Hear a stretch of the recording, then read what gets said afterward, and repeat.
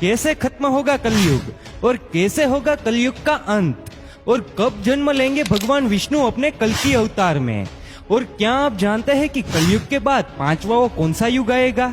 तो चलिए जानते हैं इस वीडियो में, तो वीडियो को अंत तक जरूर देखें। हिंदू धर्म के पौराणिक ग्रंथ में 4 युग का जिक्र किया गया है, सतयुग, त्रेतायुग, द्वापर और कलयुग। इसमें से क्या आप जानते हैं सबसे श्रापित यानी कि सबसे खराब युग कौन सा है, और ये युग में कैसी कैसी आफत का सामना करना पड़ेगा? अगर नहीं तो आज के वीडियो में अंत तक जुड़े रहे।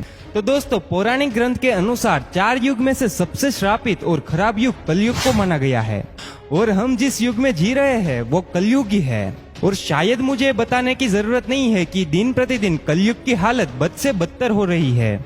वैसे कलयुग के बारे में ये लाइन तो आपने जरूर सुनी होगी, रामचंद्र कह गए सिया से, ऐसा कलयुग आएगा, हंस चुगेगा दाना दुनका और कौवा मोती खाएगा। दोस्तों, कौवा मोती खाएगा या नहीं ये तो आने वाला वक्त ही बताएगा, लेकिन कलयुग के बारे में ऐसा बहुत कुछ है जिसका जिक्र हमारे पौराणिक ग्रंथों में किया गया है, और यकीनन इसे जानने के बाद आप भी कलयुग को श्रापित युग मानने लगेंगे। दोस्तों, क्या है कलयुग की पूरी सच्चाई, हम आपको बताए उससे पहले आइए बाकी के 3 युगों के बारे में जान लिया जाए। सतयुग यानी सत्य का युग। दोस्तों, सनातन धर्म का सबसे पहला युग है सतयुग, जिसे सत्य का युग भी कहा जाता है। पुराणों में सतयुग की कालाविधि 17,28,000 साल बताई है। सतयुग में प्रतीकात्मक रूप से 4 स्तंभ थे, तप, सत्य, शुद्धि और दया। आप इन्हें धर्म के 4 पैर भी कह सकते हैं। इस समय इंसानों की लंबाई 32 फीट हुआ करती थी, यानी जरा सोच के देखिए कि उस समय का इंसान लगभग 21 हाथ जितना लंबा होता था। सतयुग में इंसानों की आयु भी काफी ज्यादा हुआ करती थी। उस समय का इंसान 10,000 वर्ष से 1,00,000 वर्ष तक जीवित रहता था। सतयुग में धरती पर पाप की मात्रा शून्य होती थी, यानी पाप क्या है वो सतयुग के लोगों को पता तक नहीं था। उस समय के लोगों में पुण्य सबसे अधिक हुआ करता था, यानी कि सतयुग में जितने भी लोग थे सब के सब पुण्यात्मक थे। राजा हरिश्चंद्र की कहानी तो आप सबने सुनी ही होगी, जो अपने पूरे जीवन काल में सदा सत्य के मार्ग पर ही चले थे। यहाँ तक कि सत्य के लिए उन्होंने अपना और अपने परिवार का बलिदान भी दे दिया था। राजा हरिश्चंद्र भी सतयुग के समय ही हुए थे। त्रेता युग या फिर रजत युग। दोस्तों, सनातन धर्म का दूसरा युग त्रेता युग को कहा जाता है। इस युग की कालाविधि 12,96,000 थी। इस युग को रजत युग और बहुत से लोग सिल्वर एज के नाम से भी जानते हैं। इस युग में धर्म के सिर्फ 3 स्तंभ ही थे, सत्य, शुद्धि और दया। दरअसल धर्म का चौथा स्तंभ तप सत्य के अंत में ही घट गया था। त्रेता युग में मनुष्य की लंबाई 21 फीट होती थी, यानी कि लगभग 14 हाथ के बराबर, और आयु लगभग 10,000 वर्ष थी। त्रेता युग तक समाज वर्णों में विभक्त हो गया था। समाज में ब्राह्मण, क्षत्रिय, वैश्य और शूद्र वर्ण अस्तित्व में आ चुके थे। इस युग में लोग अपने कर्तव्य का पालन तो करते थे, लेकिन उनके अंदर लालच और ईर्ष्या की भावना ने घर कर लिया था। इसीलिए त्रेता युग में पाप की मात्रा बढ़कर 25% हो गई थी और पुण्य की मात्रा घटकर 75% ही रह गई थी। जहां इस युग में भगवान विष्णु अपने वामन और राम अवतार में अवतरित हुए थे, तो वही इस युग में बाली और रावण जैसे महान राक्षस भी हुए।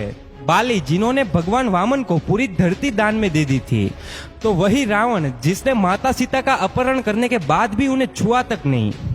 द्वापर युग। दोस्तों, सनातन धर्म का तीसरा युग द्वापर युग को माना जाता है। इस युग की कालाविधि 8,64,000 थी।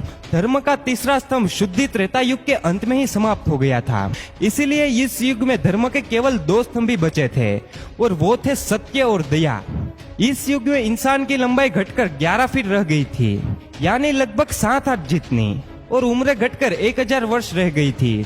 इस युग के लोगों को अपने कर्तव्य का ध्यान नहीं था। लोगों के अंदर काम, क्रोध, लोभ जैसी भावनाएं जन्म ले चुकी थी।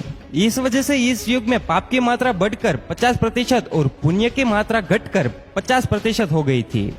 यानी इस युग में आधे मनुष्य पापी और आधे पुण्यात्मक थे।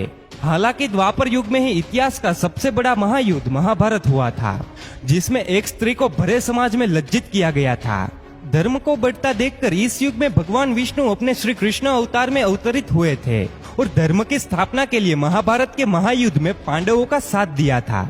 साथ ही साथ इस युग में भगवान कृष्ण ने कुरुक्षेत्र की युद्ध भूमि में अर्जुन को गीता का ज्ञान देकर संपूर्ण मानव समाज को धर्म के महत्व से परिचित कराया था। कलयुग। दोस्तों, सनातन धर्म का चौथा और अंतिम युग है कलयुग।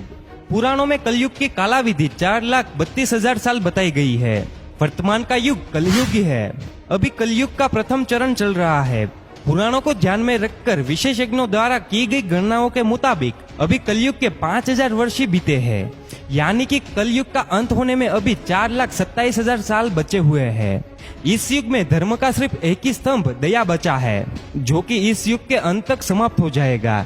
वहीं इस युग में पाप की मात्रा 75% और पुण्य की मात्रा 25% बताई गई है। साथ में यह भी कहा गया है कि पुण्य की यह मात्रा कलयुग के अंत तक घटकर शून्य हो जाएगी। इस युग में इंसान की औसत लंबाई 5 फीट 5 इंच बताई गई है, यानी लगभग 3.5 हाथ, और उम्र 80 से 90 साल बताई गई है। लेकिन साथ में विष्णु पुराण में यह भी बताया गया है कि जैसे जैसे कलयुग का अंत नजदीक आएगा, मनुष्य की आयु घटती जाएगी और अंत में मनुष्य की आयु घटकर मात्र 20 से 30 साल ही रह जाएगी। उस समय छोटे छोटे बच्चे गंभीर बीमारियों का शिकार होंगे। कम उम्र में ही बच्चों की आंखों पर चश्मे और बालों में सफेदी छा जाएगी। हर इंसान रोग से परेशान होगा। बच्चे से लेकर बूढ़े तक कलयुग में हर कोई चिंता से घिरा हुआ रहेगा। कलयुग के अंत में विवाह एक प्रकार का समझौता होगा। जिसके पास पैसा होगा, स्त्रियां उन्हें ही अपने पति के रूप में स्वीकार करेगी, और जो दहेज देगा उनके घर ही स्त्रियों का विवाह होगा। लोगों में एक दूसरे के प्रति समर्पण और सम्मान का भाव समाप्त हो जाएगा। रिश्तों का महत्व नहीं रहेगा। पति और पत्नी एक दूसरे के प्रति ईमानदार नहीं रहेंगे। विश्वास किस चिड़िया का नाम है वो तो लोग भूल ही जाएंगे।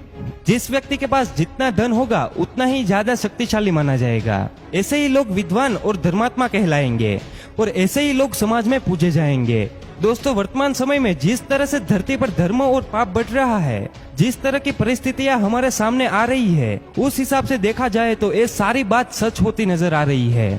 धर्म ग्रंथों के मुताबिक कलयुग के अंत में धरती के एक हिस्से में जहां लोग बाढ़ से तबाह हो रहे होंगे, तो वही दूसरे हिस्से में लोगों को सूखे के प्रकोप का सामना करना पड़ेगा। और जैसे जैसे कलयुग का अंत नजदीक आएगा, पृथ्वी पर मौजूद सारी नदियां सूखती चली जाएगी। और जैसा कि आप सभी देख ही रहे हैं, इस कलयुग में पद्मा और सरस्वती नदी का विलुप्त तो पहले से ही हो चुका है। अब एकमात्र सिर्फ गंगा बची है। ये भी कलयुग के अंत तक विलुप्त हो जाएगी, जिसके बाद पानी की कमी की वजह से धरती फटने लगेगी। और एक समय ऐसा भी आएगा कि जब लोग पानी की एक एक बूंद के लिए तरस कर अपने प्राण भी त्याग लेंगे। उस समय धरती पर चारों ओर सिर्फ अधर्म का बोलबाला होगा। लोगों के हृदय से दया भाव समाप्त हो गया होगा। लोग सिर्फ अपने बारे में ही सोचेंगे और खाने के एक एक दाने के लिए अपनों का खून बहाने से भी नहीं कतराएंगे। कलयुग में पाप की सीमा पार हो जाएगी। लोगों के हृदय में धर्म का स्थान अधर्म लेगा। तब धरती पर दुष्टों का संहार करने के लिए भगवान विष्णु अपने कल्कि अवतार में अवतरित होंगे। भगवान विष्णु का एक कल्कि अवतार 64 कलाओं से युक्त होगा। उस वक्त वे सफेद घोड़े पर सवार होकर संसार से पापियों का विनाश करेंगे। उनके एक हाथ में तलवार होगी तो वहीं दूसरे हाथ में तीर कमान होगा। धर्म ग्रंथों के मुताबिक जिस तरह से त्रेता युग में भगवान श्री कृष्ण के वैकुंठ लौट जाने के बाद द्वापर युग की शुरुआत हुई थी, ऐसा माना जाता है कि जब कलयुग में भगवान कल्कि पापियों का संहार करके वैकुंठ लौटेंगे, तब धरती पर भयंकर प्रलय आएगा, जीवन समाप्त हो जाएगा। तब एक बार फिर से एक नए युग की शुरुआत होगी, जो कि सतयुग होगा। दोस्तों, ये थी कलयुग की असली सच्चाई। क्या आपको इसके बारे में पहले से ही पता था? अपना जवाब हमें कमेंट्स में जरूर बताइए। और वीडियो अच्छा लगा हो तो वीडियो को लाइक करिएगा, और जितना हो सके उतना वीडियो को शेयर करिए।